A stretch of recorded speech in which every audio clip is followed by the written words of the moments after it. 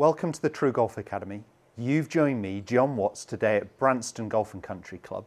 I'm in our studio and today's video is all going to be about the lead heel and should it rise in the backswing to give you a little bit more distance. This video is really relevant for anyone struggling with injury, flexibility issues, age, and they're losing distance. Make sure you stay tuned to find out more.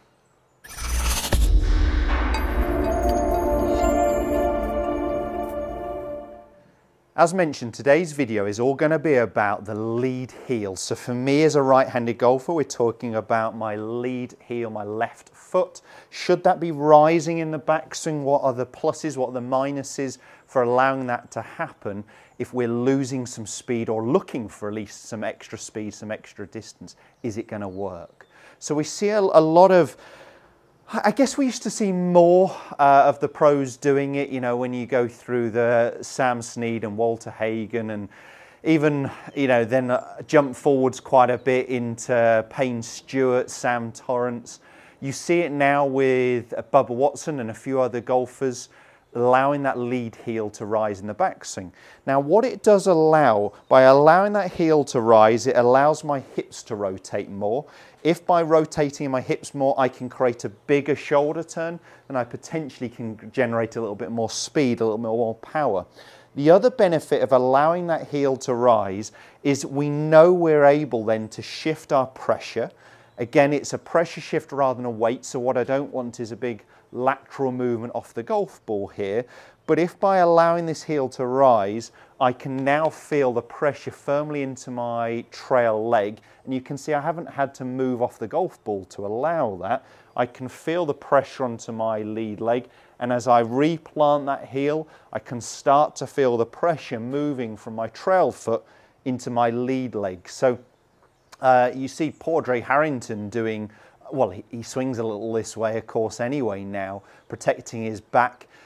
But you see him do this a lot as a warm-up exercise. He even does a lot of Happy Gilmore shots where he runs up and does it. So he's really working on trying to transfer his pressure from his trail foot into his lead leg to try and generate some real speed. So even if you were using this as a warm-up exercise, it's very relevant to try and make sure you're using your pressure shift better.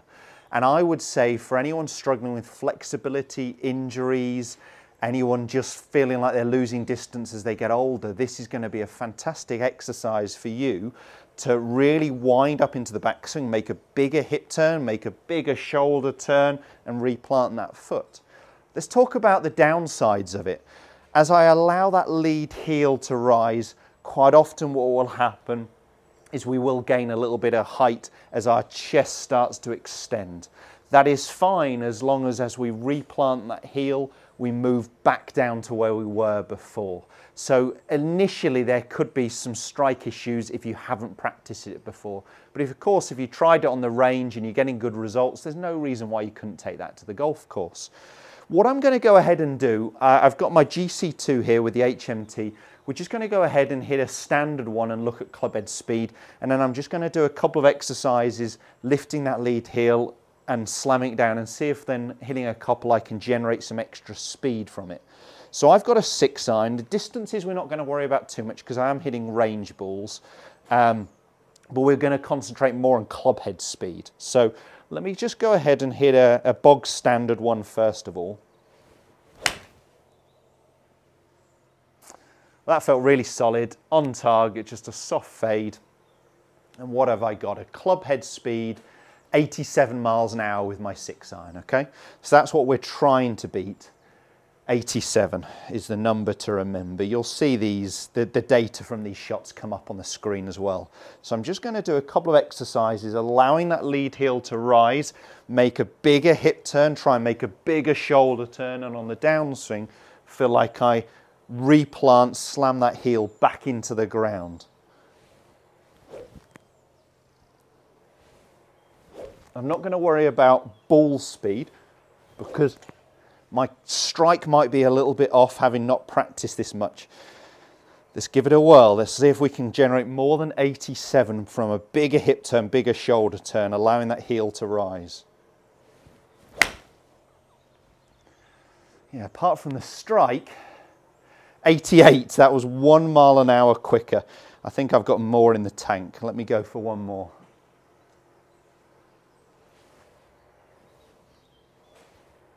That's it. So bigger hip turn, bigger shoulder turn by allowing that heel to rise. That was better. There we go. 91. Really interesting. So I started out at 87. That one there, the second one I generated 88, but I really duffed it. Not a great strike. That last one I actually managed to get 91 miles an hour club head speed and still strike it. So there are some timing issues. If you've never practiced this before, definitely don't take it straight to the golf course. But allowing that lead heel to rise will allow you to make a bigger hip turn, a bigger shoulder turn, and potentially generate more club head speed. If you are someone with a shorter swing, a lack of flexibility, losing distance, it's definitely worth a go on the driving range, but make sure you practice it to get the strike right first before ever thinking about taking it to the golf course. I hope that video helps. If it does, make sure you give us a thumbs up and do subscribe to the channel as well. It's the best way to show your support for the TruGolf Academy. There's new content every Monday, Wednesday and Friday at 5:30. Thanks guys, we'll see you soon.